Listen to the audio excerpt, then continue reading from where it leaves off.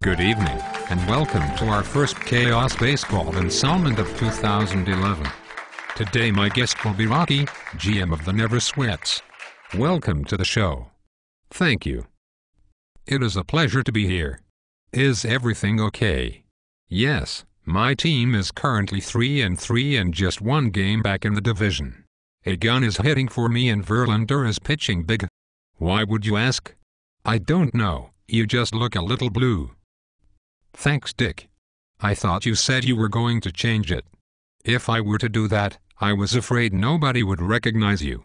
As you mentioned, your team has bounced back after a tough start. This is your first year managing a baseball team. How is this different from your football experience? The challenge so far is not having Jesse managing another team. Without having him around to use as my personal minor league team, I find that all my ridiculous trade offers get rejected. What fun is that? I also have a much harder time working the waiver wires as the players available are so bad, even Dan doesn't want them. And what about you personally? Have you made any changes to your private life? I'm glad you asked. After choking away another football season, I felt something was missing in my life, that somehow I had been living a lie. Then suddenly this spring, I had an epiphany. I was a closeted Red Sox fan. You know, now that you mention it, you do look a little gayer. How did this all come about? It started innocently enough this Christmas when my mom bought me a pink Red Sox tube top. Girl Rocky liked it, so I wore it to bed every night. Then I drafted Adrian Gonzalez in the first round. I began rooting for him and it felt good.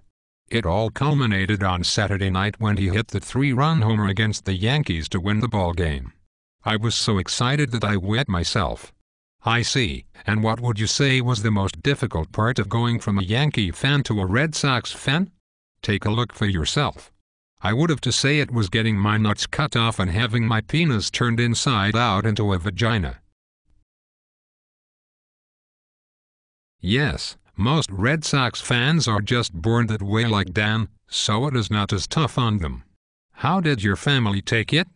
I already was the most despised grandchild, so I just sort of rolled with it. My mom liked it because with me out of the picture, there was no challenge to her role of dominant male in the clan. So all in all, nothing has changed. Interesting, but enough of that stuff. Let's get back to baseball. What do you think of some of the other teams in the league? First off, I would like to congratulate Chris on building not one division-leading team, but two. Where would JS Pizza be without the boneheaded trade of Hernan Scherzer for Pedroia and Santana? Let's remind everybody who Jim's first 4 picks were. 1. Cuno. 2. Pedroia. 3. Jason Moore. 4. Morneau. That is 2 guys who play the same position and 2 guys who cannot hit or stay healthy. Brilliant. Who would have thought that Harman Killebrew would be the healthiest and most productive Twin this season? What? Too soon. I know, we have been trying to get the Ghostbusters manager on this show, but he has been as invisible as Jim Conn on Megan's Law registration day. Any other thoughts? Yes. How about those Homestead Grays? Have you ever seen such a bad team?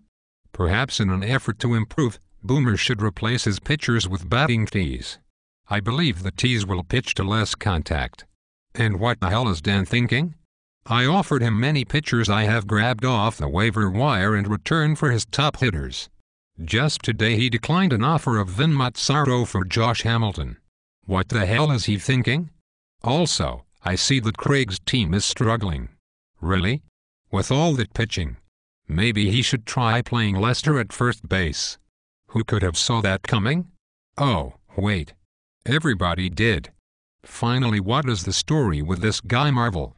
Jim and Chris kept saying that he will be tough to beat because he knows a lot about baseball. From what I can tell, he knows a lot about 2005 baseball. A-Rod. Burnett. Abreu? Quentin? Are you kidding me?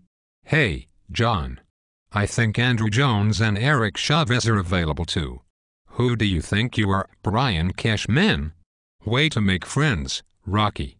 Once again, you never cease to amaze with your astute insight and relevant criticism. Thank you for joining us. That's bullshit.